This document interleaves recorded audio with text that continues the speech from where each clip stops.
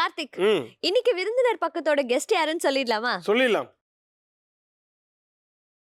தமிழ் சினிமாவில் சமீபத்தில் வெளியாகி வெற்றி திரைப்படமாக மாறிய குடும்பஸ்தன் திரைப்படத்தின் ஒளிப்பதிவாளர் திரு சுஜித் என் சுப்பிரமணியம் அவர்களே இன்றைய நம் விருந்தினர். Let's welcome cinematographer Sujith N Subramaniam.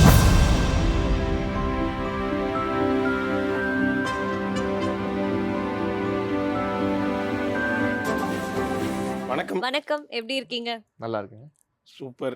So குடும்பஸ்தன் இந்த வருஷத்தோடைய ஒரு ப்ராப்பரான ஒரு அஃபிஷியல் ஹிட். எந்த பக்கம் பார்த்தாலும் சோஷியல் மீடியாவில் மீம்ஸ் எல்லாமே நம்ம பார்க்க முடியுது. உங்களுடைய முதல் படமும் கூட. ஸோ எவ்வளோ ஹாப்பி, இதில் ஒரு மிகப்பெரிய வெற்றியோடு ஆரம்பிச்சிருக்கோம் இந்த வருஷத்தை. ரொம்ப ரொம்ப சந்தோஷங்க. ம் இந்த வருஷம் தொடங்குறதே இவ்வளவு அற்புதமாக இருக்கும்னு நாங்கள் எதிர்பார்க்கல. ம். So happy. என்டையர் டீம் எல்லாருமே ரொம்ப ஹாப்பியாக இருக்கும். படத்தை பார்த்து நிறைய பேர் காம்ப்ளிமெண்ட் சொல்லியிருப்பாங்க. ஸோ உங்களுக்கு வந்ததுலேயே இந்த காம்ப்ளிமெண்ட் என்னால் மறக்கவே முடியல அப்படின்ற ஒரு காம்ப்ளிமெண்ட். நிறைய பேர் கால் பண்ணி விஷ் பண்ணாங்க. படம் பார்த்த உடனே டேரக்டர்ஸும் கால் பண்ணியிருந்தாங்க. சினிமோட்டோகிராஃபர் ஃப்ரெண்ட்ஸ் நிறைய பேர் கால் பண்ணியிருந்தாங்க. எனக்கு இயக்குநர்கள் கூப்பிட்டு பேசுகிறத விட சக ஒளிப்பதிவாளர்கள் கூப்பிட்டு பேசுறது ரொம்ப எனக்கு ஆச்சரியமாக இருந்துச்சு. முதல் நாளே வெற்றி சார் இருக்கார், சினிமோட்டோகிராஃபர், வீரம் விஸ்வாசம் இதெல்லாம் பண்ணார்ல, அவர் முதல் நாளே மெசேஜ் பண்ணியிருந்தார். ஸோ எனக்கு அது ரொம்ப ஃபஸ்ட் டேவே அது அந்த அப்ரிசியேஷன் ரொம்ப ஆச்சரியமாக இருந்துச்சு. அதுக்கப்புறம் தினேஷ்குமார் புருஷோத்தமன் இருக்காருங்க, லவ் டுடே, மகாராஜா, அவங்க கால் பண்ணி விஷ் பண்ணியிருந்தாங்க. அண்ட் அது இல்லாமல் டேரக்டர்ஸ் ரவிக்குமார் இருக்கார்லங்க, இன்டர்நெட்னால அயலான படம்லாம் ரவிக்குமார் சார் ஃபஸ்ட் டேவே கால் பண்ணி ஒரு 1/2 hour 45 minutes படத்தை பற்றி டீட்டெயில்டாக பேசிட்டு அவருக்கு பிடிச்ச ஷார்ட்ஸ் எல்லாம் சொல்லிட்டாங்க. ரொம்ப அது நிறைய பேர் கால் பண்ணாங்க. ஸோ இது ஃபஸ்ட் டைம் நம்ம இண்டஸ்ட்ரி பீப்புள் கால் பண்ணி பேசுகிறது ரொம்ப சந்தோஷமாக இருந்துச்சு. ஓகே. அண்ட் அதை தாண்டி நிறைய பேர் சொந்தக்காரங்க பப்ளிக்னு சொல்கிறாங்க. பட் எனக்கு ரொம்ப மனசு நிறைவாக இருந்ததுன்னா, நான் ரீசெண்டாக ஒரு 2 days பேக் மெட்ரோவில் ட்ராவல் பண்ணிட்டு இருந்தேன். அப்படி மெட்ரோவில் அப்படியே ரெஸ்ட் எடுத்துகிட்டு இருந்தேன். பக்கத்தில் ஒரு அம்மாவும் பொண்ணும் உட்காந்து பேசிட்டு இருந்தாங்க.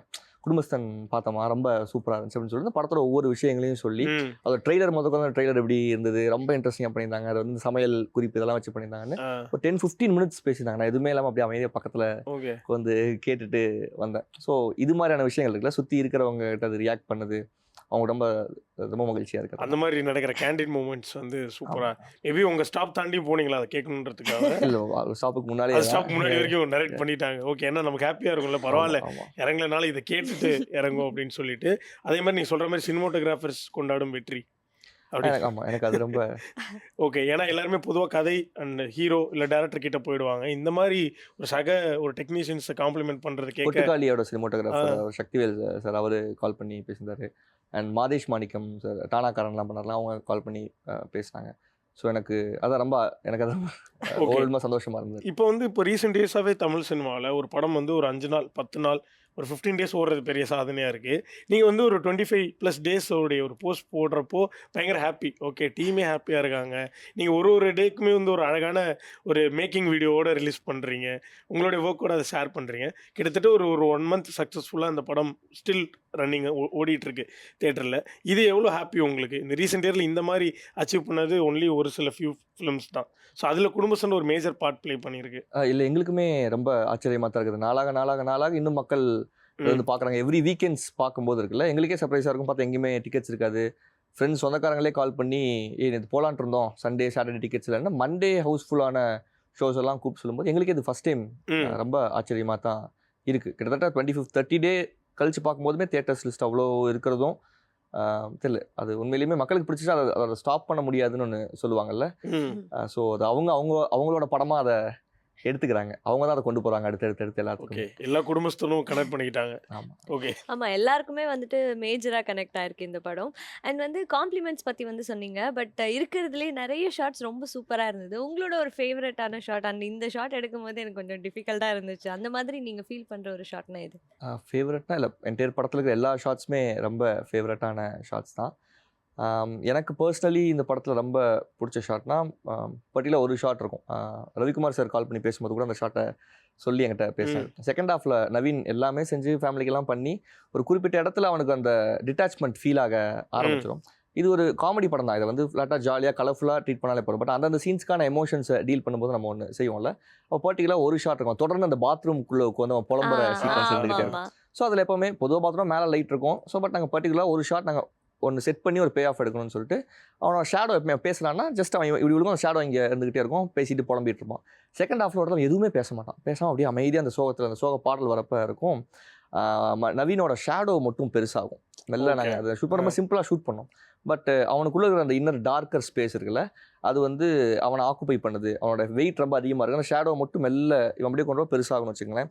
ஸோ இது அந்த படத்தோட இப்போ ஒரு காமெடி படம் அப்படின்னா அது இவ்வளோ சரியில்லை ஒரு ஷாட் வைக்கலாமா, ஒரே ஒரு ஷாட் தான். பட் அது எனக்கு எடுக்கும்போதே ரொம்ப அது எக்ஸிக்யூஷன் ரொம்ப சிம்பிளான விஷயம். பட் அதுக்குள்ள இருக்கிற இன்னர் மீனிங் வந்து ரொம்ப பெருசாக எனக்கு ஃபீல் ஆகிட்டே இருக்கும்.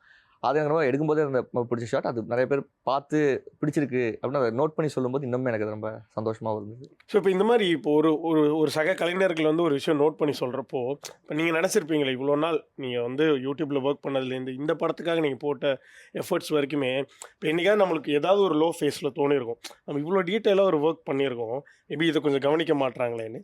பட் இந்த டைமில் இந்த படம் வெற்றியானதுக்கு அப்புறமா உங்களுடைய இந்த மாதிரி நீங்கள் ஒர்க் பண்ண அந்த சிங்கிள் ஷாட்டோடைய எஃபர்ட் பற்றியும் ஒருத்தவங்க ரெகக்னைஸ் பண்ணி வேல்யூ பண்ணுறப்போ அந்த ஹாப்பினஸ் எப்படி இருக்குது? ரொம்ப சந்தோஷமாக இருக்குது. திரும்ப என்ன இப்போ நான் எனக்கு ஒவ்வொன்றும் சொல்லும் போதே நம்ம பண்ண ஒர்க்கை நம்மளே சொல்கிறோமே அப்படிங்கிறதா எனக்குமே நம்ம சொல்லக்கூடாது. மக்கள் இப்போ அவங்க அதை கண்டுபிடிக்க முடியும். எவ்வளோ நம்ம கிளாசிக் படங்கள்லாம் பார்க்கணும், ஆஃப்டர் 10 years 20 years கழிச்சு நம்ம அதை ஃபைன் பண்ணுறது இருக்குல்ல, அதுக்குள்ளே தான் இருந்திருக்கும். பட் லேட்டராக அதை ஒரு படம் வந்து திரும்ப ரீவாட்ச் பண்ணும்போது அதில் இருக்கிற லேயர்ஸ் வந்து நமக்கு பிடிபட்டுக்கிட்டே இருக்கும். வெவ்வேறு காலங்களில் வெவ்வேறு அனுபவங்களோட நம்ம அதை பார்க்கும்போது இருக்குல்ல. ஸோ அப்படி தான் எல்லா படத்துக்குமே மாஸ்டர்ஸ் எல்லாமே ஒர்க் பண்ணுறாங்க. நம்ம அதோட அட்லீஸ்ட் அதை தொற்ற முடியுமான ஒரு ட்ரை பண்ணுறது தான் இதுன்னு வச்சுங்களேன். பட் அது வந்து அதை ஃபைன் பண்ணுறாங்க, அது அவங்களுக்கு கனெக்ட் ஆகுது. அந்த எமோஷன்ஸோடு நம்ம பண்ண விஷயங்கள் வந்து அந்த நேரத்தில் ஹெல்ப் பண்ணுதுங்கும் போது it is so happy. And Kudumbasthan படம் வந்துட்டு மெயினாக இந்த டே டு டே லைஃப்பை கனெக்ட் பண்ணுற மாதிரி ஒரு நேச்சுரலான லைட்டிங் அந்த மாதிரி வச்சு எடுத்திருக்கீங்க. பட் உங்களுக்கு எங்கேருந்து இந்த ரெஃபரன்ஸு இந்த கதை ஸ்டோரி வந்து உங்களுக்கு தெரியும் போது இந்த ரெஃபரன்ஸ்க்கெல்லாம் வந்துட்டு என்ன பண்ணீங்க? இல்லை, பொதுவாக இந்த கதை வந்து எனக்குமே பர்சனலாக கனெக்ட் ஆகிடுச்சு வச்சுக்கோங்க. 6 years பேக் இந்த கதை அவங்க ஃபஸ்ட்டு இது பண்ண ஒரு பேச்சுலராக இருந்தேன். ஓகே, ரொம்ப சுவாரஸ்யமான ஒரு கதை, நான் பண்ணலாம் அப்படின்னு தான் இருந்துச்சு. பட் இந்த படம் ஆன் ஷூட் போகும்போது எனக்கு கல்யாணம் ஆயிடுச்சு, நான் ஒரு குடும்பத்தை நான் மாறிட்டேன். அண்ட் அதை திரும்பவும் படித்து பார்க்கும்போது ஆல்மோஸ்ட் அது என்னோட கதை போலவே இருந்தது. எங்களோட வீடு இதே தான். இப்போ எங்கள் அப்பா வந்து அவங்களுக்கு ஒரு மழை வரப்போகுது அப்படின்னா அவங்களுக்கு வந்து அப்படியே வயிற்றெல்லாம் கலக்க ஆரம்பிச்சிடும். அது வந்து வீட்டுக்குள்ளே தண்ணி வந்துடும் அப்படின்னு அவங்க ஷட்டர் போடுவாங்க. எங்கெல்லாம் ஒழுகுதோ அங்கெல்லாம் போய் இதெல்லாம் வைப்பாங்க. அவங்களுக்கு வேற ஒரு ஊருக்குலாம் போயிட்டாங்க, ஊரில் மழை பெய்ய போகிற மாதிரி இருக்குன்னா அவ்வளோ பேத்துக்கு கால் பண்ணுவாங்க, தண்ணி போயிட போதையா போய் பார்த்துக்கோ அப்படிங்கிறது இருக்குல்ல. ஏன்னா அப்படி இருந்து வந்ததுன்னு வச்சுங்களேன். பேசிக்காக நான் ஒரு டிசைனர், அங்கேருந்து என்னோட ஒய்ஃப் யூபிஎஸ்சி படித்தாங்க. கைண்ட் ஆஃப் அதை எப்படி சொல்கிறதுனா இதெல்லாம் இப்போ வந்ததில்லை. எனக்கு 6 வருஷம் கழிச்சு திரும்ப அந்த ஸ்கிரிப்டை படித்து பார்க்கும்போது இன்னைக்கு நம்ம வாழ்க்கையில் நடக்கிறதெல்லாம் 6 வருஷத்துக்கு முன்னாடியே எழுதியிருக்காங்க அப்படிங்கிறதான் எனக்கு இது ஃபீல் ஆச்சு.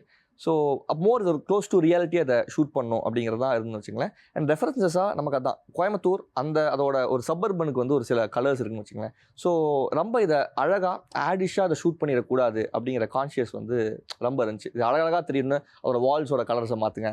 காஸ்டியூம்ஸ் வந்து இப்போ நவீனுக்கு ஒரு கிளாஸ் இருக்குது அப்படின்னா அவன் அதுக்கான உடைகள் தான் போடுவான்.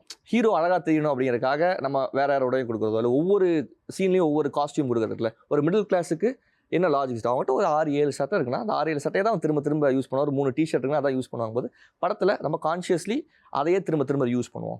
பேலட் அழகாக இருக்கணும், ரொம்ப அழகாக தெரியணுங்கிறதா இல்லாமல் பார்க்குறவங்களுக்கு இப்படி தான் எங்கள் வீடு இருக்கும், இப்படி தான் நான் இருப்பேன் அப்படிங்கிறது போல் அதை கொண்டு வரணுங்கும் போது முடிஞ்ச அளவுக்கு சில செட் ஆகாத கலர்ஸை மட்டும் நம்ம அவாய்ட் பண்ணிக்குவோம். பட் மோர் நம்ம அதை மாற்றிட வேணாம். இப்போ லொக்கேஷன்லேருந்து நம்ம செட் போக வேணாம். முடிஞ்ச அளவுக்கு அந்தந்த வீடுகள் அந்தந்த ஆர்கிடெக்சர் உனக்கு கான்ட்ரிபியூட் பண்ணுங்கிறது இருக்குல்லங்க. ஸோ நேச்சுரலிஸ்டிக் அப்ரோச்சாக அப்படியே போகலாம். ஆடிஷன் எங்கேயும் போயிடக்கூடாது, ரொம்ப எல்லா ஃப்ரேம்ஸும் அழகாக தெரிஞ்சிடக்கூடாது, ரொம்ப இயல்பாக உண்மையாக அது இருக்கணும் அப்படிங்கிறது எங்கள் கான்ஷியஸில் இருந்துச்சுங்க. அது எல்லா ஏரியாலையும் இருந்தது, காஸ்டியூமில் செட்டில். ஸோ அதுதான் இந்த படத்துக்கு கான்ட்ரிபியூட் பண்ணிருக்கு. சூப்பர். ஸோ நீங்கள் சொல்கிற மாதிரி எல்லாருக்குமே ஒரு மேஜர் ஒரு மிடில் கிளாஸ் பர்சனுக்கு அந்த வீடும் அந்த வீட்டில் நடக்கக்கூடிய விஷயங்களும் பயங்கர கனெக்டாக இருந்திருக்கும். பட் அந்த வீட்டில் நீங்கள் ஷூட் பண்ணுறதுக்கான டிஃபிகல்ட்டிஸ் ஏதாவது இருந்ததா உங்களுக்கு? ஆக்சுவலி ப்ராக்டிக்கலி அதாவது ஷூட் இப்போ நம்ம இப்போ செட்டில் இருக்குன்னு வச்சுக்கோங்களேன். நம்ம விஷுவலாக நம்ம பார்க்க போகிறோம் படத்துக்கு நம்ம லிட் பண்ணுறதுக்கு ஸ்பேஸாக, அதை விட இன்னும் எக்ஸ்டெண்டட் ஒரு ஸ்பேஸ் தான் நீங்கள் கேமரா ப்ளேஸ் பண்ணுறதுக்கு லைட் பண்ணுறதுக்கெல்லாம் உங்களுக்கு. ஸோ ஆனால் செட்டு அப்படின்னு போகும்போது நமக்கு தேவைக்கு தகுந்த மாதிரி நம்ம அதை போட்டுக்கிறதுக்குல அது ஒரு மாதிரி அந்த கதையோட நேச்சுரல்னஸ்டையும் கெடுத்துரும் அப்படிங்கிறதும் சில நேரங்களில் ஏற்கனவே மனிதர்கள் புழங்கிய வீட்டுக்குள்ளே சில விஷயங்கள்லாம் ரொம்ப நுவான்ஸ்டாக இருக்கும். அது நம்ம கதைக்கு கான்ட்ரிபியூட் பண்ணோம், நம்மளுக்கு அதை இன்ஸ்பயர் பண்ணும்போது ரியல் லொக்கேஷன்ஸ் போகலாங்கிறது முடிவு பண்ணுறோம். ஸோ அதுக்கான ரெஸ்ட்ரிக்ஷன்ஸ் இருந்துச்சு. பட் மோர் நேச்சுரலிஸ்டிக் அப்ரோச்சாக போகணும் அப்படிங்கும்போது நாங்கள் முடிஞ்ச அளவுக்கு அதோட விண்டோ சோர்ஸஸை யூஸ் பண்ணுறது. இயல்பாக ஒரு வீட்டுக்குள்ளே எங்கேருந்துலாம் லைட் வரும், அது விண்டோஸ் வழியாக தான் வரும் அப்படிங்கிறதும். ஸோ அந்த லாஜிக்ஸ்குள்ளே ஒர்க் பண்ணி இந்த ஃபீலை கொண்டு வந்தோம்னு வச்சுக்கோங்களேன். மோர் நமக்கு ஸ்பேஸ் இருந்துச்சுன்னா நான் டாப் லைட்ஸ் பண்ணுறது, அப்படி முடியல. பட் அந்த ரெஸ்ட்ரிக்ஷன்ஸும் இதுக்கு கான்ட்ரிபியூட் பண்ணியிருக்கு. நீ நம்ம பார்க்குற அந்த லுக்கை வந்து அந்த ரெஸ்ட்ரிக்ஷன்ஸும் சேர்ந்து தான் அதோட அழகையும் இதையும் தீர்மானிச்சிருக்கு அப்படின்னு நினைக்கிறேன். ஓகே. ஏன்னா மேஜர் போர்ஷன்ஸ் அந்த வீட்டில் தான் வரும். Even first half and second half எல்லாமுமே. பட் அதுக்கான டேஸ் எவ்வளோ நாள் எடுத்துக்கிச்சு ஆக்சுவலாக வீட்டில் ஷூட் பண்ண டேஸ்? வீடு நாங்கள் ஆல்மோஸ்ட் ஒரு 18 to 20 டேஸ் ஷூட் பண்ணியிருப்போம். அண்ட் மூவிஸில் வந்துட்டு நிறைய சீன்ஸ் பப்ளிக்கு தெரியாமல் லைவாக எடுத்தீங்க அப்படின்னு. ஸோ அதோட சேலஞ்சஸ் எல்லாம் எப்படி இருந்தது? சேலஞ்சஸ்னா ஆல்ரெடி நீங்கள் யூடியூப்லலாம் ஒர்க் பண்ணி உங்களுக்கு அது பழக்கமாக இருந்ததால ஈஸியாக இருந்துச்சா, இல்லை இந்த வாட்டி கொஞ்சம் கஷ்டமாக இருந்ததா? இல்லை, எங்களுக்கு என்னென்னா அதில் ஒரு ட்ரைனிங் ஒரு ப்ராக்டிஸ் இருந்துச்சுன்னு வச்சுங்களேன். பொதுவாகவே நக்லைட்ஸை பொறுத்த வரைக்கும் யூடியூப்ல என்றைக்குமே நாங்கள் வந்து ஒரு க்ரீன் ஸ்க்ரீன் ப்ளூ ஸ்க்ரீனில் போய் ஷூட் பண்ணிக்கூடாது. ரியல் லொக்கேஷன்ஸ் அந்த மனிதரோட அந்த லைஃபும் இது கொஞ்சம் கான்ட்ரிபியூட் பண்ணும். நக்லைட்ஸோட எல்லா கதையுமே பார்த்தா நம்ம ரியல் லைஃப்பில் இருக்கிற நுவான்சஸ் கொடுக்குற ட்ராமாவை தான் பண்ணு வச்சுங்களேன். ஸோ மோர் எனக்கு கோயம்புத்தூரோட எல்லா லொக்கேஷன்ஸுமே எக்ஸ்ப்ளோர் பண்ணி ஷூட் பண்ணியிருக்கேன். அந்தந்த லொக்கேஷன் என்னென்ன டைமில் எப்படி இருக்கும் அப்படிங்கிறது முன்னாலே தெரிஞ்ச விஷயம் தான். அண்ட் அது ஒரு ப்ராசஸ்னு வச்சுக்கோங்களேன். கொரில்லாவாக நீங்கள் போய் ஷூட் பண்ணும்போது மக்கள்கிட்ட நீங்கள் எப்படி பழங்க, ஜஸ்ட் போய் நம்ம செட்டு மாதிரி அதை ஹேண்டில் பண்ண முடியாது. மக்கள் எப்படி நீங்கள் மனிதர்களை ஹேண்டில் பண்ணுறீங்க, அவங்க கூட பழகுறீங்க, அது எல்லாமே சேர்ந்து உங்களுக்கு என்ன விஷுவல் கிடைக்க போகுதுங்கிறத கான்ட்ரிபியூட் பண்ணும். ஸோ அப்படி இருக்கும்போது எங்களுக்கு இதில் டாஸ்காக வந்து மணிகண்டன் சாரை வச்சு நாங்கள் அங்கே ஷூட் பண்ணுறது, ஒரு ஸ்டாரை ஒரு ஹீரோவை பப்ளிக் ஸ்பேஸுக்கு கொண்டு போய் ஷூட் பண்ணுறது கொஞ்சம் பயமாக இருந்துச்சு. அது நமக்கு நடக்காமல் போயிருமோ, கூட்டம் கூடிருமோ, கேமரா பார்த்துருவாங்களே, ஏதாவது பிரச்சனைகள் ஆயிருமோ அப்படிங்கிறது இருந்துச்சு. பட் இதை நாங்கள் மணிகண்டன் சார்ட்டையுமே பேசுவோம். ஏன்னா படத்தோட மேஜர் போர்ஷன்ஸ், ஏன்னா நிறைய போர்ஷன்ஸ் நீங்கள் வந்து சாதாரணமாக ரூம்குள்ளே யாருமே இல்லாத தெருக்குள்ள வச்சு கூட பண்ணிடலாம். ஆனால் கோயம்புத்தூர் கதையில் கோயம்புத்தூர் இருக்கணுங்கிறது வந்து ரொம்ப முக்கியமாக அந்த டேரக்டரோட விஷனாக இருக்கும்போது நிறைய போர்ஷன் இப்போ வேலை முடிச்சு வருதுன்னா அது அவங்க வெளியே நின்று பேசலாம், டீ கடையில் பேசிடலாம். அது பட் ஒரு செம்ம டிராஃபிக்காக இருக்கிற ரோட்டில் அவங்க பேசிட்டு ஒரு சிங்கிள் ஷாட்டாக அவங்க எடுக்கிறது இருக்குல்ல. ஸோ இந்த மாதிரி நிறைய ஆல்மோஸ்ட் வீட்டை விட்டு வெளியே இருக்கிறது எல்லாமே பப்ளிக் ஸ்பேசஸ்லாம் இருக்கும்போது மணிகண்டன் சார்ட்ட இதை பற்றி பேசும்போது அவர் செம்ம குஷி ஆகிட்டார். உண்மையிலுமே அப்படி ஒரு கிராஃப்ட்ஸ்மேனை பார்க்கறதுக்குல தலைவா அதெல்லாம் பண்ணிடலாம். தலைவா 1 வீக் முன்னாலே அவர் வந்து கோயம்புத்தூரோட எல்லா நாங்கள் சொல்கிறது எப்படி சொல்கிறது எல்லா ஏரியாவில் எங்கெல்லாம் ஷூட் பண்ணுமோ அங்கே இருக்க எல்லா டீ கடையில் அவருக்கு தெரியும் எந்த டீ கடையில் எந்த டீ எங்கே காஃபி நல்லா இருந்துச்சுங்கிற அளவுக்கு அவர் வந்து என் கூடயே இருந்து அங்கே இருக்கிற மக்களையும் கொஞ்சம் ஈஸ் பண்ணி something is going to happen அப்படிங்கும்போது ஃபஸ்ட் டைம் பார்க்கும்போது அவங்களுக்கு ஒரு குஷி இருக்கும். நாங்கள் ரெக்கி பார்க்க போகும்போது சாரோட போகும்போதெல்லாம் வந்து கூடி ஃபோட்டோவில் இருப்பான்னு வச்சுக்கோங்க. அதுக்கப்புறம் இது ப்ராசஸாகவே நம்ம ஃபஸ்ட்டு அவங்களை பழகிட்டோம்னா நம்ம ஷூட் பண்ண வரும்போது நம்ம பசங்க பண்ணுறாங்க சார் சூப்பராக நிறைய பேர் ரொம்ப ஃப்ரெண்ட்ஸாகவே மாறிட்டாங்க. ஷூட் போயிட்டுருக்கோம், மணிகண்டன் சார் வந்து ரொம்ப ஃப்ரெண்டு மாதிரி சார் அப்படின்னு கை காட்டிட்டு போவாங்க. ஸோ அவர் இந்த ப்ராசஸை புரிஞ்சுக்கிறது இருக்குல்ல, அவர் தான் இதை கொண்டு வரார். தலைவர் முன்னாலே போவோம், அதை பழகிடுவாங்க. அப்படிங்கும்போது அது எங்களுக்கு ரொம்ப கான்ட்ரிபியூட் பண்ணுச்சு. ஆனால் பட் நீங்கள் மேஜராக கொரில்லா ஷாட்ஸாக போகிறப்போ நீங்கள் உங்களுக்கு தேவையான ஷாட்ஸ் ஒரு சில இடங்களில் கிடச்சிரும். பட் அதை தாண்டி அங்கே நேச்சுரலாக ஏதாவது ஒரு விஷயம் இடையூறு வந்துச்சுன்னா நீங்கள் திரும்ப ரீடேக் எடுக்கிற மாதிரி வரும். மேபி நல்லா தான் அமைஞ்ச ஷாட்ஸ் கூட அந்த மாதிரி நிறைய நடந்திருக்கா? அது நடந்துருக்கு வச்சுக்கலாம். ஏன்னா மக்கள் ஏன்னா அதுதான் பட் அதுதான் அதோட மேஜிக்னு நம்ம சில நேரங்கள் எடுத்துக்கணும். நம்ம ஒன்று பிளான் பண்ணி போவோம், பட் தே வில் கான்ட்ரிபியூட்னு வச்சுக்கலாம். இப்போ ஸோ மகாநதி படத்தில் கொல்கட்டாவில் சோனாகாட்சி போர்ஷன்ஸ் வந்து கிட்டத்தட்ட கொரில்லாவாக கேண்டா தான் ஷூட் பண்ணாங்க. அதை பற்றி MS பிரபு சார் சொல்லும்போது சில விஷயம் இப்படி நடக்கும், நீங்கள் ப்ரிப்பேர் பண்ணிங்கன்னு சொல்கிறாங்க. பட் அங்கே நடந்த அந்த விஷயங்கள் இருக்குது, நம்ம ஒன்று பிளான் பண்ணுவோம். பட் அங்கே இருக்கிற இயல்பான மனிதர்கள் அவங்களோட எமோஷன்ஸில் ஒன்று கொடுக்கும்போது கிட்ட அந்த பொண்ணை அவர் கூட்டிகிட்டு வந்து அழகிற அந்த போர்ஷன் இருக்கும்ல, அது அவ்வளவு கேண்டாக ரியல் லொக்கேஷனில் ரியல் பீப்புளோட ஷூட் பண்ணாங்க. அது இன்றைக்கி பார்த்தா அவ்வளவு எமோஷனலான ஒன்றா இருக்குன்னு வச்சுங்களேன். ஸோ அது போல் சில மேஜிக்ஸ் நடக்கும். அப்படி இந்த படத்தில் நிறையா விஷயங்கள் வந்து நடந்திருக்கு நீங்கள் இதில் பார்க்கறதுக்குள்ள. ஸோ அது வந்து நமக்கு கான்ட்ரிபியூட் தான் பண்ணு வச்சுங்களேன். வேறு ரெஸ்ட்ரிக்ஷன்ஸ் அந்த ரீடேக் போகும். பட் ரீடேக்கை தாண்டி அதுக்குள்ளே ஒரு ஒவ்வொரு தடவையும் போகும்போது இன்றைக்கி ஒரு மேஜிக் நடக்கும் பாரு அப்படின்னு நம்ம எக்ஸ்பெக்ட் பண்ணிட்டே போகிறதும் அது அங்கே நடக்கிறதும் இருக்குல்ல. அது என்றைக்குமே பெரிய விஷயம். இப்போ ஒரு சேஸ் போர்ஷன் ஒன்று இருக்கும். சார் செம்ம வேகமாக அவங்க துரத்திட்டு வந்துருப்பாங்க, ஓடி வருவாங்க. கரெக்டாக ஓடி வரும்போது வந்து ஒருத்தர் வந்து அந்த வெயிட் இழுத்துட்டு வருவாங்கல்ல, அந்த தள்ளு வண்டியை வந்து நடுவில் கிராஸ் பண்ணி வந்துட்டார். இப்போ நம்ம இது வந்து டேக் ஐயோ இது பிளான் பண்ணலையே அப்படிங்கிறத விட ஒருத்தன் துரத்திட்டு வந்துட்டு இருக்கான், நடுவில் வந்துட்டாருன்னா அந்த கேரக்டருக்கே பெரிய ஸ்டேக் இன்க்ரீஸ் ஆகல. அது கூட ஒரு பிளே ஒன்று பண்ணிட்டு அதை எகிரி குதிச்சு போகிறதா சார் இம்ப்ரவைஸ் பண்ணி ஒன்று பண்ணுறாரு. இந்த மேஜிக் வந்து அது அங்கே நடக்குதுன்னு வச்சுங்களேன். ஸோ இதை நம்ம கேப்சர் பண்ணிக்கிறது அது எனவே வாழ்க்கையில் நம்ம பிளான் பண்ணால் நடக்கும்போது ஒரு எக்ஸைட்மெண்ட் இருக்குல்ல, அதுதான் கொரில்லா ஷூட்டிங். பட் இன்றைக்கி வந்து எங்களுக்கு வந்து குடும்பத்தினுடைய ஒரு பயங்கரமான ஒரு எஸ்தெட்டிக் அண்ட் வெற்றி சினிமோட்டோகிராஃபராக எங்களுக்கு தெரியும் சுஜித்தை. பட் சுஜித் யார், எங்கே இந்த கனவு ஆரம்பமாச்சு அவருக்கு, எப்படி இதுக்கு பயிற்சியெல்லாம் பெற்றுறாரு அவர்? இல்லை, எனக்கு ஒரு 7th 8th படிக்கும்போது சினிமாவுக்கு போகணும் அப்படிங்கிற இன்ட்ரெஸ்ட். பட் டேரக்டர் சினிமோட்டோகிராஃபர் எதுவுமே தெரியாது, சினிமா பண்ணணும் அப்படிங்கிறதா இருந்து. அண்ட் 11th படிக்கும்போது எங்கள் ஸ்கூலில் வந்து சும்மா ஒரு ப்ரெசன்டேஷன் ஒன்று பண்ணுங்க அப்படின்னு சொன்னாங்க. அதான் நாளை இயக்குனரோட ஃபர்ஸ்ட் செகண்ட் சீசன்ஸ் வந்த டைம். ஸோ அந்த நேரத்தில் நான் ஒரு ஷார்ட் ஃபிலிம் பண்ணுறோம் மேம் அப்படின்னு சொல்லி டிசிப்ளின் பற்றி ஒரு ஷார்ட் ஃபிலிம் பண்ணுங்க அப்படின்னாங்க. அப்படி எடுக்க ஆரம்பிச்சு 11th ஸ்டாண்டர்ட் ஃபுல்லாமே கேமராவும் கைமா தான் நான் வந்து ஸ்கூலுக்குள்ளே எங்களோட பிரின்சிபல் டோரத்தி ராஜேந்திரன் சொல்லிட்டு அவங்க சில விஷயங்கள் கொடுக்கறதுக்குள்ள அவங்க அவங்களோட இது வந்து ரொம்ப பெரிய ஹெல்ப் பண்ணுச்சு. அப்புறம் 12th முடிச்சதுக்கப்புறம் எனக்கு 11th படிக்கும்போது தான் விஸ்காம்னு ஒரு கோர்ஸ் இருக்குன்னே தெரியும். அது முன்னாடி இன்ஜினியரிங் மெரைன் இன்ஜினியரிங் படிக்கணும்னு நினச்சிட்டு இருந்தேன். அண்ட் விஸ்காம் சேர்ந்த உடனே நானே ஷூட் பண்ணுறது, நமக்கு சினிமாட்டோ டேரக்ட் பண்ணணும், கதை சொல்லணுங்க இன்ட்ரெஸ்ட் இருந்துச்சு. பட் அந்த டைமில் ஃப்ரெண்ட்ஸு அப்போ ஒரு கேமரா வாங்கி கொடுத்தா வச்சுங்களேன். சரி நம்மளே நம்ம கதையை ஷூட் பண்ணுவோன்னா ஷூட் பண்ணி இப்போ கதை இல்லாத நேரத்தில் ஏதோ ஒன்று ஷூட் பண்ணுறது, ஒரு பாட்டு போட்டு எடிட் பண்ணுறது, இப்படி தான் அந்த ப்ராசஸ் போயிட்டு இருந்துச்சு. பட் அந்த எடிட் பண்ணும்போது வீல் ஃபைன் சில நேரம் வந்து ஏதோ ஒன்று எடிட் பண்ணிருப்போம், பீட்டில் சம்மந்தமே இல்லாமல் ஒரு ஷாட் உட்காந்துரும். நம்ம பிளான் பண்ணி வச்சிருக்க மாட்டோம். ஆனால் என்னது இது அழகாக இருக்கே, சூப்பராக போகிறது, டக்குனு ஒரு கட்டில் ஒன்று உட்காரும், திடீர்னு ஏதோ ஒன்று ரியாக்ட் பண்ணுவாங்க, அது மியூசிக்கோட சிங்க் ஆகும்போது ஓ அப்போ இது ஏன் நடக்குது அப்படிங்கும்போது அப்புறம் நம்ம அதை தியரிட்டிக்கலாக படிக்க தொடங்குறோம். அப்புறம் செகண்ட் இயர்லேருந்து ஃப்ரெண்ட்ஸே வந்து நம்ம ஒர்க்ஸ் நல்லா இருக்குது அப்படின்னு சொல்லி நீ ஷார்ட் ஃபிலிம்ஸுக்கு சினிமோட்டோகிராஃபி பண்ணு அப்படின்னு கேட்க தோணும். அப்போ தான் ஓகே நமக்கு வந்து விஷுவலி நமக்கு எப்படி சொல்கிறது, ஒரு ஃப்ரேம் வச்சோம்னா நம்ம அறியாமல் அதை வந்து ப்ராப்பராக, ஏன்னா அப்பா சின்ன வயசுலேருந்து ஃபோட்டோஸ் எடுப்பாங்க, அப்பாவோட ஃபோட்டோகிராஃபர் ஃப்ரெண்ட்ஸ் இருந்தாங்க. ஸோ அதோட பரிச்சயமோ என்னமான்னு தெரில, வச்சாலே நமக்கு இல்லை தப்பாக இருக்குது, கரெக்டாக வச்சோன்னா ஏதோ ஒரு சென்ஸ் இருக்குன்னு வச்சுக்கோங்களேன். அதற்கப்புறம் திரும்ப தியரியாக படிக்கும்போது தான் ஓ நம்ம சில விஷயங்கள்லாம் நமக்கு தெரியாமையே நம்ம அதை செஞ்சுட்டு இருந்திருக்கோம். பட் அதுலேருந்து நிறைய கடல் போல் ஒன்றா இருக்குது அப்படின்னு அதை நான் படிக்க தொடங்கினேன். அப்புறம் காலேஜ் முடிச்சு கரெக்டாக 16 காலேஜ் முடிக்கிறோம். அப்போ தான் பிரசன்னா ராஜேஷனாவோட அறிமுகம் கிடைக்குது. நவம்பரில் நக்கலைட்ஸ் தொடங்கிட்டு வச்சுங்களேன். பிரசன்னா ராஜேஷனா, நான், அருண் சசி, ஒரு 6-7 பேர் சேர்ந்து கோர் டீமாக அதை தொடங்கினோம். பட் நக்கலைட்ஸ் வந்து ஒரு பெரிய ஒரு எப்படி சொல்கிறது, இப்போ இளையராஜா சார் ஒன்று சொல்லுவார், அவர் ஒவ்வொன்றும் செய்யத்தான் அது அவருக்கே வருது. அது அவருக்கு தெரியும் அதுக்குள்ளே இருக்கிற சிக்கல்கள் என்ன அப்படின்னு, தவறுகள் என்னென்னு. ஆனால் நம்ம பார்க்கும்போது நமக்கு ஒன்றா தெரியும்னு சொல்லுவார். பட் அவரோட இவ்வளவு பெரிய எக்ஸ்பீரியன்ஸ் தொடர்ந்து அவர் இயங்கிட்டே இருந்தது தான் வந்து அவர் இந்த இடத்துக்கு கொண்டு வந்திருக்குங்களா. ஸோ நக்கலைட்ஸ் வந்து எங்களுக்கு வாரம் ஒரு ரெஸ்ட்ரிக்ஷன்ஸ் சென்ஸ் ஒரு டெட்லைன் இருந்துகிட்டே இருக்கும். வீக்லி 2 வீடியோ போடணும், இல்லை ஒரு வீடியோ போடணும். அப்போ உங்களால் ஓய்வு எடுக்கிறதுக்கு நேரம் இருக்காது, ஷூட் பண்ணிக்கிட்டே இருக்கணும் இருக்குல்ல. அப்போது நம்ம தொடர்ந்து ஷூட், ஏன்னா ஒரு 6 மாதத்தில் நமக்கு தெரிஞ்சிச்சு இப்படி தான் நம்ம சேனல் டெவலப் பண்ணும்போது தொடர்ந்து வேலை பார்த்துட்டே இருக்க போகிறோம். இப்போ ஜஸ்ட் ஏதோ ஒரு கண்டென்ட் வேணும் கொண்டு போய் கொடுத்தோம் அப்படிங்கிறத அது இருக்கக்கூடாது. இதை நம்மளோட க்ரோத்துக்கும் யூஸ் பண்ணிக்கும் போது அப்போ ஸ்பெசிஃபிக்கலி எவ்ரி 6 months நான் வந்து 6 to 8 months வந்து இப்போ இந்த 6 months நான் வரும் ஃப்ரேமிங் அண்ட் கம்போஷர்னா அது மட்டும்தான். ஏன்னா நான் லேட்டராக தான் எங்களுக்கு பட்ஜெட் கிடையாது, லைட்டிங்ஸ் கற்றுக்க முடியாது. ஆனால் லைட்டை அப்சர்வ் பண்ணிக்கிட்டே இருக்கிறது வந்து பழக்கமாக எனக்கு என்றைக்குமே எது ஹிட்டாக இருக்குன்னு இப்போ யோசிச்சு பார்த்தாலும் என்னையும் லைட்டை கவனிக்க ஆரம்பிச்சேன்னா, எங்கள் அம்மா காலையில் டெய்லியும் பேப்பர் படிக்கிறதுக்காக கீழே காஃபி வச்சுட்டு இப்படி உட்காருவாங்க. காலையில் 8 மணிக்கு ஒரு சன்லைட் வரும்ல, அது வந்து இப்படி தரையில் பட்டு அவங்க முகத்தில் ரிஃப்ளெக்ட் ஆகும். நமக்கு இது இன்னும் வித்தியாசமாக இருக்குன்னு தோணும்ல, நம்ம லைட் இப்படி பார்த்துருப்போம், ஒரு க்ளோ மட்டும் நமக்கு தெரியும்ல, அப்போ அதை கவனிக்க தொடங்குறோம், ஏன் இது அழகாக இருக்குது அப்படின்னு. ஸோ இப்படி அதை கவனிக்க ஆரம்பிக்கிறது ஒன்று இருந்தது.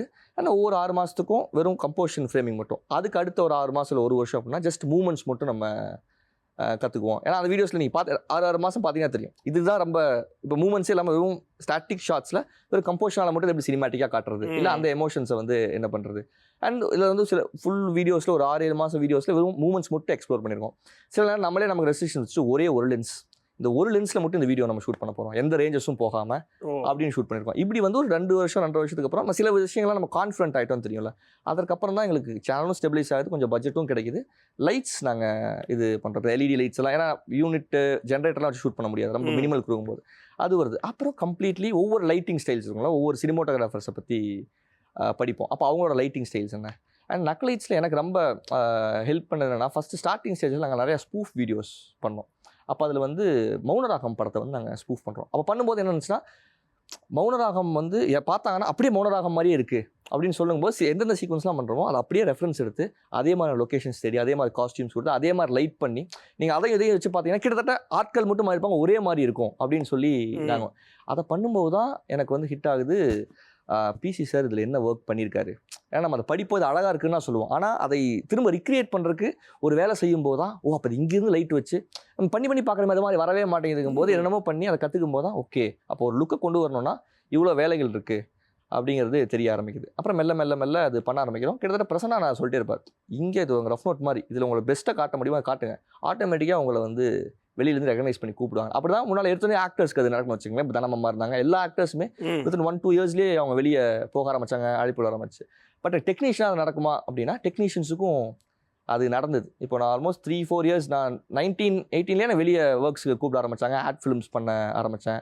எனக்கு என்ன தோணுன்னா 2020 லாக்டவுன் டைமில் எல்லாருமே ஷட் டவுனில் இருக்கும்போது கைண்ட் ஆஃப் நான் ஒர்க் பண்ணிகிட்டே இருந்தேன். எனக்கு அது ரொம்ப ஆச்சரியமாக இருந்துச்சு. முடிச்சு பார்க்கும்போது நான் அதுக்கு முன்னால் ஒர்க் பண்ணது வந்து லாக்டவுன் 2022 அந்த 2 வருஷம் இருக்குல்ல, அதுதான் நம்ம நிறையா ஒர்க்ஸ் பண்ணியிருக்கேன் அப்படிங்கிறதான் ஃபீல் ஆச்சு. ஸோ அது வந்து நக்கலைட்ஸில் தொடர் ப்ராக்டிஸ் தானே வச்சுக்கோங்களேன். எல்லா கைண்ட் ஆஃப் ஒர்க்ஸையும் நம்ம அங்கேயே ட்ரை பண்ணி பார்க்கறது இருக்குல்ல. ஸோ சில நேரங்கள்லாம் ரொம்ப பெரிய மாஸ்டர்ஸோட ஒர்க்ஸ் இருக்கும். ஆர்சன் வெல்லஸோட டச் ஆஃப் ஈவில்னு ஒரு படம் இருக்கும். அதில் ஒரு செம்ம ஷாட் இருக்கும் ஓப்பனிங்கில். ஒருத்தர் பாம்பு வைக்க போவார், அப்படி கிராஸ் பண்ணி ஒரு பெரிய ஷேடோ ஒன்று கிராஸ் பண்ணி போகும். இப்போ இது ஒரு த்ரில்லர் படம். ஆனால் அந்த லைட்டிங் செட்டப்பை நாங்கள் வந்து நக்கலைட்ஸில் ஒரு ஹியூமர் வீடியோவில் பண்ணி பார்த்துருந்துருப்போம். ஸோ இது ஆடியன்ஸுக்கு அது ரொம்ப ஃப்ளாட்டாக லிட் பண்ணாலே போதும், ஜோக் ஒர்க் அவுட் ஆயிரும், டைலாக்ஸில் ஒர்க் அவுட் ஆயிருங்கிறது ஓகே. பட் நம்ம கேமராமேனாக ஜஸ்ட் சும்மா போய் கேமரா வைக்கக்கூடாது, நம்ம ஒவ்வொன்றையும் ட்ரை பண்ணி இதுலேருந்து லேர்ன் பண்ணிக்குவோங்கிறதா இருந்ததுனால இட் வாஸ் இப்படி தான் நான் இதுக்குள்ளே வந்தேன். அண்டு லேர்ன் பண்ணது எல்லாமே இப்படி தான் வச்சுக்கோங்க. பட் ஃபஸ்ட்டு உங்களுடைய மீட்டும் லைக் பிரசன்னா சாராக இருக்கட்டும், மேபி ராஜேஷ் அவர்கள், நக்லைஸ் டீம், அந்த மீட் எங்கே ஒரு மாதிரி சங்கமம் ஆச்சு? அது வந்து கலைக்குவேல் அரவிந்தனான்னு சொல்லிட்டு இருக்காரு. அவர் தான் செகண்ட் இயரில் எங்கள் காலேஜ், அவர் எங்கள் காலேஜ் சீனியர். ஒரு காலேஜ் ஃபெஸ்டிவலுக்கு வந்திருக்கும் போது என்னோட ஷார்ட் ஃபிலிம் பார்த்துட்டு ரொம்ப நாள் இருக்கு எங்கிட்ட ஜாயின் பண்ணிங்கன்னு சொல்லி செகண்ட் இயர்லேயே என்னை கூப்பிட்டான்னு வச்சுக்கோங்க. இப்போ கோயம்புத்தூரில் ஒரு ஃபிலிம் மேக்கிங் கிளப் இருக்கும். இப்போ மதுபான கடை கமலக்கண்ணன் சார் இருந்தார்ல, அவங்க இவங்க கலைக்குவேல் அரவிந்தனா, பிரசன்னா, ராஜேஷ், இவங்கெல்லாம் ஃப்ரெண்ட்ஸ்னு வச்சுங்களேன். ஸோ அந்த டைமில் சில வீடியோஸ் கொஞ்சம் பொலிட்டிக்கல் செட்டையர் வீடியோஸ் பண்ண வேண்டிய கோவத்தில் வீடியோ போட தொடங்கின டைம். அப்போ வந்து அதை எடிட் பண்ணுறதுக்காக அரவிந்தனாவோட ஆஃபீஸ்க்கு வருவாங்க. நான் அங்கே வந்து ஒர்க் பண்ணுறேன், கார்ப்பரேட் டாக்குமெண்ட்ரிஸ் பண்ணுறது, ஒரு இண்டி ஃபிலிம் ஒன்று ஷூட் பண்ணுறாங்க. ஸோ அப்படி பழக்கமாகி சில ரொம்ப ஒரு சிங்க் இருக்கும்ல, அவங்க சிந்திக்கிறதும் நம்ம சிந்திக்கிறதும் ஒரே மாதிரி இருக்குது. நம்ம சில பேர் நாலேஜ் கெயின் பண்ணுறவங்க பேசணும், அவங்க அவ்வளோ விஷயங்களை கொடுப்பாங்க அப்படின்றதுல.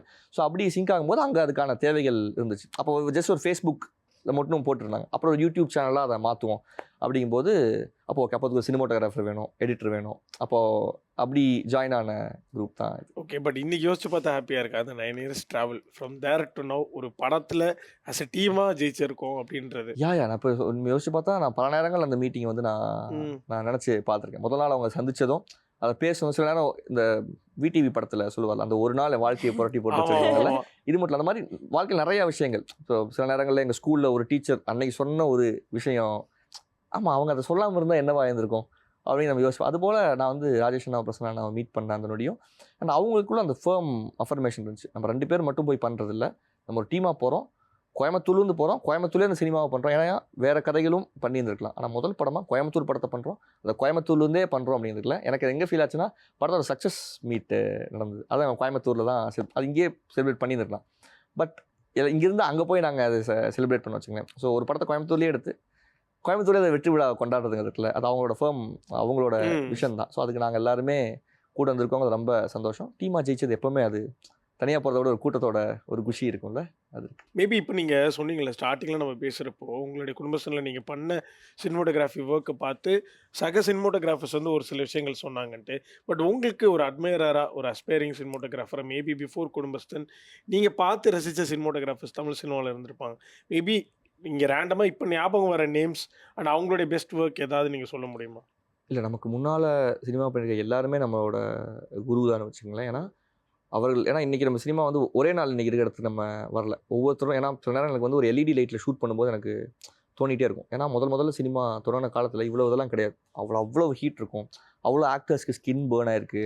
அதுலேருந்து ஒவ்வொன்றா கண்டுபிடிச்சி தான் வந்திருக்காங்கும்போது ஒவ்வொரு சினிமோட்டோகிராஃபரும் இன்றைக்கி இருக்கிற இவ்வளோ ஃப்ரீயாக, ஈஸியாக, டெமோக்ராட்டிக்காக ஷூட் பண்ணுறதுக்கு கான்ட்ரிபியூட் பண்ணியிருக்காங்க அப்படிங்கிறதும் ரொம்ப மாஸ்டரியான ஒர்க்ஸ் அவங்க பண்ணியிருக்கான்னு வச்சுக்கோங்களேன். இப்போ நம்ம தமிழில் எடுத்துக்கிட்டிங்கன்னா இப்போ வின்சென்ட் மாஸ்டர் இருக்கார், அசோக் குமார் சார் இருந்திருக்காரு, பாலு மகேந்திரா சார் இருந்திருக்காரு, ஸோ விகே மூர்த்தி சார் இருந்திருக்காரு. இவங்க எல்லாருமே மாஸ்டர்ஸ். இவங்களோட ஒர்க்ஸும் நம்ம பார்க்கணும். அண்ட் கண்டெம்பரரி நமக்கு முன்னால் இன்றைக்கும் பிசி ஸ்ரீராம் சார் இருக்கார், ரவிவர்மன் சார் இருக்கார், ரத்னவேலு சார் வந்து மிகப்பெரிய இன்ஸ்பிரேஷன். நீரவ் சார் வந்து எனக்கு ஒரு டைம்ல தான் நீரவ் சாரோட ஒர்க்ஸை வந்து கம்ப்ளீட்டாக ஒரு 5-6 months தொடர்ந்து பார்க்கறதும், அதை டிஸ்கஸ் பண்ணுறது எப்படி பண்ணியிருப்பாங்க அப்படிங்கிறதோ, அதில் ஒர்க் பண்ண ஆட்கள்கிட்ட கூப்பிட்டு இது எந்த ஃபிலிமில் ஷூட் பண்ணீங்க அப்படின்னு கேட்குறது, அவங்க ஃபோக்கஸ் புல்லர்கிட்ட போய் கேட்குறதும் அப்படியெல்லாம் இருந்திருக்கு. ஸோ இவங்க எல்லாருமே மிகப்பெரிய எனக்கு ஆரி ராஜசேகர் சார். ஏன்னா அரவிந்த நாட்டை ஒர்க் பண்ணும்போது அவர் வந்து ஆரி ராஜசேகர் சாரோட மிகப்பெரிய ஒரு அட்மைரர். அவர் நிறையா விஷயங்கள் சொல்லியிருக்காரு. இப்போ கண்டெம்பரரியாக இருக்க சினிமோட்டோகிராஃபர்ஸுமே இருக்காங்க. இப்போ தினேஷ்குமார் புருஷோத்தமன் வந்து ஏன்னா அவர் வந்து பாலசுப்ரமணியம் சார்கிட்ட அசிஸ்டண்டாக ஒர்க் பண்ணுறாரு. நான் சொல்ல 6-7 years பேக்னு வச்சுக்கங்களேன். ஸோ எனக்கு ரொம்ப இங்கே எனக்கு யாருமே இண்டஸ்ட்ரியில் இருக்கிற ஆட்கள் எனக்கு தெரியாது. அவர் ஒருத்தர் தான் எனக்கு ஃப்ரெண்ட், ஸ்ரீகாந்த்னு சொல்லிட்டு என்னோட ஃப்ரெண்ட். இப்போ ஒன்ஸ் மோர்னு ஒரு படம், அதோட டேரக்டர். ஸோ நானும் அவரும் ஃப்ரெண்ட்ஸு. அவங்களாம் ஒரே ரூமில் தங்கியிருந்தாங்க. அப்புறம் எந்த டவுட்ஸ் இருந்தாலும் நான் வந்து தினேஷ்குமார் நாட்டை தான் கூப்பிட்டு கேட்பேன். ஸோ நிறைய விஷயம் அவங்க சொல்லி கொடுத்துருக்காங்க. மற்றவங்க எல்லாருமே அவங்களோட ஒர்க்ஸ் மூலிமா நமக்கு சொல்லி கொடுத்துருக்காங்க. இவங்க எல்லாருமே நம்ம அட்மைர் பண்ண வேண்டிய ஆட்கள் வச்சு நமக்கு முன்னால் இருந்த எல்லாருமே. ஸோ இப்போ ரீவைண்ட் பண்ணி பார்த்த மாதிரி ஆயிடுச்சு. மாஸ்டர் கிளாஸாக யாரில் நீங்கள் அட்மையர் பண்ணியிருக்கீங்களோ அவங்களுடைய ஒர்க்ஸ் கேட்குறப்போ, ஏன்னா இன்னொரு பக்கம் மணி அவர்கள் வந்து ஆக்டர்ன்றதை தாண்டி பியாண்ட் தட் அவர் வந்து ஒரு பயங்கரமான ரைட்டர், அது நமக்கு தெரியும். டைரக்ஷனும் நிறையா பண்ணியிருக்காரு. பட் உங்களுக்கும் அவருக்குமான கான்வர்சேஷன் டுவர்ட்ஸ் உங்கள் டிபார்ட்மெண்ட் அவர் பேசின ஏதாவது விஷயங்கள் நீங்கள் இம்ப்ளிமெண்ட் பண்ணது குடும்பஸ்தன் அந்த மாதிரி ஏதாவது இருக்கா? அதான் மணிகண்டன் சாரை பொறுத்த வரைக்கும் தான் சொல்கிறேன், அவர் வந்து ஒரு நடிகர் மட்டும் கிடையாது. நீங்கள் சொன்ன மாதிரி he's an multi fascinated person வச்சுக்கோங்களேன். ஸோ அவருக்கு எல்லாத்த பற்றின நாலேஜ் இருக்குல்ல. அவர் வந்து இப்போ நான் சின்ன ஒரு வீடியோ கூட போட்டு இருப்பேன். அவர் வந்து நாங்கள் ஷூட் லைட்லாம் செட் பண்ணிருப்போம். அவர் வந்து அப்படியே கை கட்டிட்டு அணில் ஒன்று இருக்கும், அணில் கூட அவர் வந்து பேசிகிட்டு இருப்பார். விசில் அடிச்சுட்டு அணிலை கூப்பிட்டு இந்த அணில் போல சத்தம் எழுப்பி இது பண்ணிட்டு இருப்போம். ஸோ நான் அவரை பார்க்கும்போது எனக்கு என்ன தோணுன்னா, ஒரு இடத்துல ரொம்ப அவேராக இருக்கிறது இருக்குல்ல, என்னெல்லாம் நடந்துகிட்டு இருக்கு அப்படின்னு ஜஸ்ட் ஒரு ஆக்டராக நம்ம பர்ஃபார்ம் பண்ணுறது அவருக்கு தெரியும். கேமரா எங்கே இருக்குது, என்ன லென்ஸ் போட்டிருக்காங்க, என்ன ஆங்கிள் இருக்குது அப்படின்றதுக்கும் ரொம்ப, ஏன்னா அவர் என்ன சொன்னது கிடையாது. சில விஷயங்களில் நம்ம அதை கவனிப்போம்ல. ஒரு பர்டிகுலர் ஷாட் ஒன்று இருக்கும், அது சேம் அட்டாச்மெண்ட் ஏரியாவில் தான். அவர் ஒரு மெஷின் வந்து இப்படி கட் பண்ணிகிட்டே இருக்கணும். அவர் வந்து இப்படி இன்டென்ஸாக பார்த்து தான் நாங்கள் 2 ஷாட்டாக பிளான் பண்ணுறோம். அப்படியே ஒரு யோசிச்சிட்டே இருக்கணும். கட் பண்ணால் அந்த மெஷின் கட் ஆகிட்டு இருக்குது அப்படிங்கிறத இது பண்ணோம். இதுக்கு நாங்கள் செட் பண்ணி வச்சுட்டு, சார் நீங்கள் நிற்கிறீங்க, லுக்கிங் எடுத்துக்கிறோம், அதுக்கப்புறம் கட் எடுத்துக்கலாம் அப்படின்னு சொல்லி அவரை நிப்பாட்டலான்னு இப்படி வந்து அவர் கேமராவை பார்த்துட்டு, அதுலேவா நான் அது இங்கே உட்காந்துறேன் இந்த மிஷின் என் தலைக்கு கீழே வந்துடும்ல, அப்போ நான் இப்படி உட்காந்தேன்னா என் தலைக்கு மேலே இது வந்து இப்படி டம் அப்படின்னு கட் பண்ணுற மாதிரி, என் தலையை கட் பண்ணுற மாதிரி ஒரு ஃபீல் இருக்கணும். சவுண்ட் எஃபெக்ட்ஸ் வரும்ல. அவர் சவுண்டில் ஆரம்பிச்சு ஒரு கேமரா எங்கே ப்ளேஸ் பண்ணியிருக்காங்க, நம்ம நாங்கள் நின்று தான் அதை பிளான் பண்ணுறோம். உட்காந்தா அது இந்த ஆங்கிளில் வரும், இந்த லென்ஸ் இருக்கும்போது இன்னும் க்ளோஸராக இருக்கும். அண்ட் இது நீங்கள் சவுண்டில் வந்து அதுக்கு ஒரு ஹிட்டிங் சவுண்ட் இருக்கும்போது இருக்குல்ல, இது ஜஸ்ட் அவர் இப்படி உள்ளே வந்த ஒரு செகண்டில் அது வந்து அவர் அதை வந்து சென்ஸ் பண்ணி ஒன்று சொல்கிறது இல்லை. ஜஸ்ட் ஒரு உதாரணம் சொல்கிறது மாதிரி நிறைய விஷயங்கள் இருக்குன்னு வச்சுக்கோங்களேன். அண்ட் வந்துட்டு ரொம்ப வருஷம் ஒரே டீம் கூட ட்ராவல் பண்ணுறீங்க. ஸோ வந்துட்டு சூப்பரான சக்ஸஸ் உங்கள் டீமுக்கு கிடச்சிருக்கு. பட் உங்களுக்குள்ளே ஏதாவது ஒரு சில மிஸ் அண்டர்ஸ்டாண்டிங்ஸ் வந்துச்சுன்னா அதை எப்படி சால்வ் பண்ணிப்பீங்க?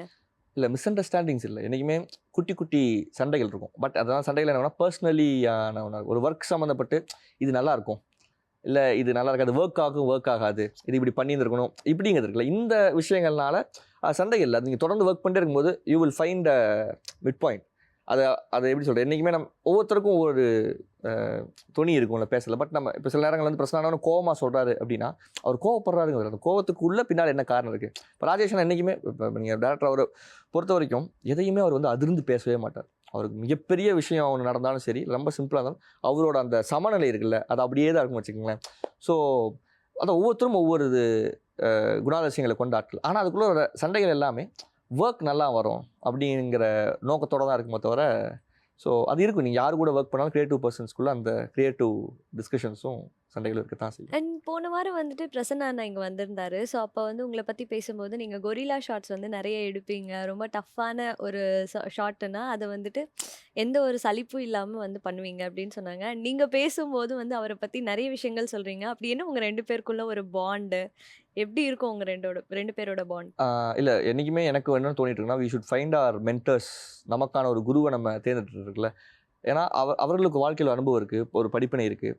அண்ட் சில நேரங்களில் அதை சென்ஸ் பண்ண முடியும் உங்களாலே. சில பேர் ஏன்னா நம்ம அந்த இடத்துல தான் கடந்து வந்திருப்போம் அப்படிங்கிறதுக்குல அவருக்குள்ளே ஒன்று இருக்கும். ரொம்ப சரியாக எப்படி அதை அவங்க வெளிக்கொண்டு வரணுங்கிற நமக்கு தெரியாது. இப்போ எனக்குமே நான் திரும்ப யோசிச்சு பார்த்தேன்னா, நாங்கள் எல்லாருமே சேர்ந்து நக்கலைச்ச தொடங்கணும். ஆனால் பிரசன்னாவும் ராஜேஷ்னாவும் இல்லாமல் ஜஸ்ட் என்னை போல் ஒரு 22-21 வயசு பசங்க காலேஜ் முடித்த உடனே வந்து தொடங்கியிருந்தாங்க அப்படின்னா, அது இவ்வளோ லாங் லாஸ்டிங்காக இந்த இடத்துக்கு அது சேர்ந்துருக்குமாங்கிறது. குட்டி குட்டி ஈகோ சண்டைகள்லேயே அது பிரிஞ்சு போயிருக்கும். லாங்கர் விஷயனுக்காக வேலை பார்த்துருக்க மாட்டோமோ அப்படின்னு தோணிட்டு இருக்கும். ஸோ அந்த வயசில் ஒரு எனர்ஜி இருக்குன்னு வச்சுக்கோங்களேன். உண்மையை சொல்லுவாங்கள்ல, அந்த இளம் இதில் வந்து ரத்தம் அப்படி கொதிக்கல, என்ன வேணாலும் பண்ணிடலாம். இப்போ கொரில்லா ஷாட் சொல்கிறது எல்லாமே சில விஷயம் நமக்கு வேணும். நம்ம இது போய் ஷூட் பண்ணால் இங்கே பிரச்சனை வந்துடுமோ, நம்ம கூட்டு போய் பல நேரங்களில் இப்போ ஒரு போலீஸ் வந்து கூட்டிகிட்டு போயிடுவாங்களோ, இப்போ நமக்கு ஒரு கமிட்மெண்ட் இருக்குது, ஒரு ஃபேமிலி இருக்குன்னு வச்சுக்கோங்க, நம்ம எல்லாத்தையுமே நம்ம யோசிப்போம். அந்த வயசுக்கு ஒரு க்யூரியாசிட்டி இருக்கும்ல, அது அந்த அட்வென்ச்சர் மனதில் தான் தொடங்குறோம். ஆனால் அதுக்கப்புறம் நம்ம அதை வந்து ஒரு ப்ராசஸாக நம்ம லேர்ன் பண்ணுறோம். அதுக்கப்புறம் யார் இப்படிலாம் கொரில்லாவை ஷூட் பண்ணுவாங்க, ஒரு சினிமோட்டோகிராஃபர் அவங்க எப்படி இதை ஹேண்டில் பண்ணாங்க, இப்படிலாம் கற்றுக்கிறது ஒன்று. பட் அந்த எனர்ஜியை நம்ம சரியாக எந்த இடத்துல வந்து அதை மடைமாற்றி கொண்டு போகணும். இந்த வழியில் போனால் உனக்கான ரூட்டு வந்து, ஏன்னா பல ரோடு இருக்கும், நம்ம எந்த ரோட்டில் போகிறது இல்லை. அப்போ அதுக்கு ஒரு மென்டர் வேணும். நம்ம அவங்கள ஸ்ட்ராங்காக நம்பணும். அவங்க நமக்கு அந்த மாதிரி எனக்கு அந்த வயசில் இன்றைக்கி வரைக்குமே எனக்கு வந்து என்னோட வழிகாட்டியாக இருக்கிறது வந்து பிரச்சனை நான் வச்சுக்கோங்களேன். ஏன்னா பிரசன்னா சார் வந்தப்போ ஒரு விஷயம் சொன்னார். நான் வந்து வேற ஒரு டிபார்ட்மெண்ட் ஒர்க் பண்ணிருந்தேன். இன்டூ சினிமாவா மூவ் ஆன் ஆகுறப்போ என்கிட்ட இருந்த ஒரு சின்ன இன்வெஸ்ட்மெண்ட் வந்து ஒரு டேப் தான். அந்த டேப் வாங்கினா அதில் அவ்வளோ புக்ஸ் நான் படித்தேன். இன்னி வரைக்கும் எனக்கான இன்வெஸ்ட்மெண்ட் அதை தான் நான் பார்த்தேன்னு. ஸோ உங்கள் பாயிண்ட் ஆஃப் வியூவில் நீங்கள் பண்ண ஏதாவது ஒரு இன்வெஸ்ட்மெண்ட் அந்த மாதிரி ஏதாவது towards equipment or any art form ரிலேட்டடாக நீங்கள் கற்றுக்கிட்டது? இல்லை உண்மையிலுமே கேமரா வாங்குறது வந்து ரொம்ப முக்கியமான விஷயம். அப்பா ஒரு 600D கேமரா வாங்கி கொடுத்துருந்தாருங்கிறதுல அது கையில் இருந்தது. எனக்கு உண்மையிலுமே அது எக்ஸ்ட்ரீமுக்கு எவ்வளவு அந்த சென்சார் சாகிற வரைக்கும் அதை யூஸ் பண்ணுவாங்கன்றதுல அதில் வந்து அவ்வளவு எக்ஸ்ட்ரீம்ஸ் நான் வந்து ஷூட் பண்ணியிருக்கேன். இப்போ எனக்கு இப்போ அந்த கேமரா இருக்குது ஆன் பண்ணிங்கன்னா ஆன் ஆகும், ஒரு 5 மினிட்ஸ் இருக்கும், அப்படியே ஹேங் ஆயிரும். அந்த அளவுக்கு அந்த கேமரா நான் வந்து கிட்டத்தட்ட எக்ஸ்ப்ளாய்ட் பண்ணியிருக்கேன். அதே மாதிரி அதுக்கப்புறமே அவங்க சோனி ஒரு A7S II வாங்கி கொடுத்தாங்க. அதோட எல்லா இதையுமே நான் கேப்பபிலிட்டிஸுமே நான் எக்ஸ்ப்ளோர் பண்ணி பார்க்கல. கேமரா கையில் ஒரு கேமரா இருந்தது அப்படிங்கிறது உண்மையிலேயே ரொம்ப பெரிய ஒரு பவர்ஃபுல்லாகவும் நம்மளை ஃபீல் பண்ண வச்சது. கற்றுக்கிறதுக்கு இருக்குல்ல, ஸோ அது மிகப்பெரிய ஒரு இன்வெஸ்ட்மெண்ட் தான். ஸோ அதை ஒரு பக்கம் வந்து பேரலாக இப்போ நீங்கள் ஃப்ரம் 600D டு இன்னைக்கு மேபி ஒரு ரெட்டோ ஏதோ ஒரு அலெக்ஸா நீங்கள் ஒரு கேமரா யூஸ் பண்ணுறப்போ உங்களுக்கான ஒரு எவால்வ் நீங்கள் பார்த்துருப்பீங்க. டுவர்ட்ஸ் சினிமாக்குள்ளே எவால்வ் ஆன விஷயம் சினிமாட்டோகிராஃபி ரிலேட்டடாக ஃபிலிம்லேருந்து இப்போ டிஜிட்டலாக இருக்குது. நம்ம சொல்கிற மாதிரி முன்னாடி ஃபோக்கஸ் புல்லர் ஒருத்தர் கேமராமேன் கூட இருப்பாங்க. பட் இப்போ வந்து அதுக்கான ஒரு கனெக்ஷன் இருக்குது. நம்ம இங்கே கையிலே ஹேண்டில் பண்ணுற மாதிரி லைட் செட் பண்ணுற மாதிரியான ஒரு எக்யூப்மெண்ட்ஸ் டெவலப்மெண்ட் வந்திருக்கு. ஸோ நீங்கள் எவால்வாக இது ஓகே நமக்கு இன்றைக்கி ஹெல்ப்ஃபுல்லாக இருக்குது அப்படின்னு பார்க்குற ஒரு விஷயம் அட்வான்ஸ்மெண்ட். இல்லை உண்மை இன்றைக்கி வந்து சினிமாட்டோகிராஃபி சினிமாங்கிறது ரொம்ப டெமோக்ரட்டிஸ் ஆகிடுன்னு வச்சுக்கோங்களேன். நம்ம ஈஸியாக யார் வேணாலும் எதை வேணாலும் நம்ம ஷூட் பண்ணிடலாம். எந்த கதை எங்கிருந்து வேணாலும் யார் வேணாலும் ஒரு கதையை சொல்லலாம் அப்படிங்கிறது வந்து இன்றைக்கி ரொம்ப அது ரொம்ப ஜனநாயகமாக இருக்கிறது ரொம்ப நல்ல விஷயம். எனக்கு உண்மையிலுமே இன்றைக்கி டிஜிட்டலாக மாறி இருக்குது அப்படிங்கிறதும் எனக்கு இப்போ நீங்கள் சொல்கிற விஷயம் இல்லை. ஏன்னா நான் ஒன்று சொல்ல முடியல. ஏன்னா ஒவ்வொரு நாளும் நான் வந்து செட்டில் இருக்கும்போது ஷூட் பண்ணும்போது நான் அதை நினச்சிருப்பேன், எங்கே வந்திருக்கோம், என்ன அசால்ட்டாக ஒன்று நடந்துக்கிட்டு இருக்கு, இதுக்கெல்லாம் எவ்வளோ பேர் இது 10 வருஷத்துக்கு மேலே இமேஜின் பண்ணி பார்த்துருக்க முடியுமா, இதே சினிமாவை இதே போல் ஒன்று நாங்கள் ஒரு 10 வருஷத்துக்கு மேலே இமேஜின் பண்ணி பார்த்துருக்க முடியுமா அப்படிங்கிறது கிடையாதுங்க. சின்ன சின்ன லைட்ஸ்லேருந்து எனக்கு அது ஃபீல் ஆகிட்டு இருக்கும். அது LED லைட்ஸும் சரி. நீங்கள் இன்றைக்கி வந்து இப்போ எங்கள் படத்தில் வந்து சோனி வெனிஸ் கேமரா ஷூட் பண்ணால் அது டியூவல் நேட்டிவ் ஐஎஸ்னு வச்சுங்களேன். உங்களுக்கு வந்து லோ லைட்லேயும் நீங்கள் ஷூட் பண்ண முடியும். அது நார்மல் 800 ISO வந்து 3200 உங்களுக்கு இன்னும் 2 ஸ்டாப் ஆஃப் லைட்டு உங்களுக்கு எக்ஸ்ட்ரா கிடைக்கும். ஆனால் இது நீங்கள் டிஜிட்டல் இருக்கும்போதே இதை நீங்கள் ஒரு 5-6 இயர்ஸ் பேக் வந்து இமேஜின் பண்ணி பார்த்துக்க முடியாது. இன்னும் நீங்கள் அதிகமான அமௌண்ட் ஆஃப் லைட்ஸ் நீங்கள் போகணும். சில சினாரியோஸில் ஷூட் பண்ண முடியாது. நம்ம லைவ் லொக்கேஷன்ஸை நீங்கள் நைட் ஷூட் பண்ணுறதுக்குல அது ஒரு ஸ்ட்ரீட் லைட்ஸில் நீங்கள் ஷூட் பண்ணலான்னா அது வந்து இட்ஸ் நாட் பாசிபிள் ஒரு 8-10 இயர்ஸ் பேக். பட் இன்றைக்கி உங்களுக்கு டிஜிட்டல் சினிமாலே ஸ்ட்ரீட் லைட்ஸோட ஆம்பியன்ஸை நீங்கள் அப்படியே நீங்கள் கேப்சர் பண்ண முடியும். பட் எவ்ரி திங் டெய்லியும் அது எவால்வ் ஆகிட்டே இருக்குது. சயின்ஸ் தான் திரும்ப ஒவ்வொரு நாளும் யோசிச்சு பார்த்து சயின்ஸாக மனுஷன் வந்து என்னெல்லாம் கண்டுபிடிச்சிருக்கான் அப்படிங்கிறதுக்குலாம் அவனோட சயின்ஸ் அந்த எக்ஸ்ப்ளோரேஷன் வந்து மிக பெருசு. ஸோ நீங்கள் எல்லா விஷயமுமே நமக்கான எல்லா பாசிபிலிட்டிஸும் ஓப்பன் பண்ணி வச்சுருக்கு. ஸோ அந்த இடத்துல நம்ம வந்து யாரோட எந்த கதைகளை யார்கிட்ட போய் சேர்த்த போகிறோம் அப்படின்னு நம்ம அதை க்ரியேட்டிவாக முடிவு பண்ணுறது தான் விஷயமே தவிர there are endless possibilities today. சூப்பருங்க. ஒரு மாதிரி வெல் கிராஃப்டட்னு சொல்கிற மாதிரி ஒரு மாதிரி பியூட்டிஃபுல்லாக நரேட் பண்ணிட்டீங்க அழகாக. So thank you so much for sharing all those. கண்டிப்பாக அதை பார்த்துட்டு இருக்கிற அஸ்பைரிங் சினிமோட்டோகிராஃபர்ஸ் கண்டிப்பாக அது ஹெல்ப்ஃபுல்லாக இருந்திருக்கும். ஸோ குடும்பஸ்தன் மாதிரி உங்களுடைய அடுத்தடுத்த படங்களும் சூப்பர் டூப்பர் ஹிட் ஆகணும்னு எங்கள் டீம் சார்பாக வாழ்த்துக்கள் தெரிவிச்சுக்கிறோம். நன்றி. Thank you so much.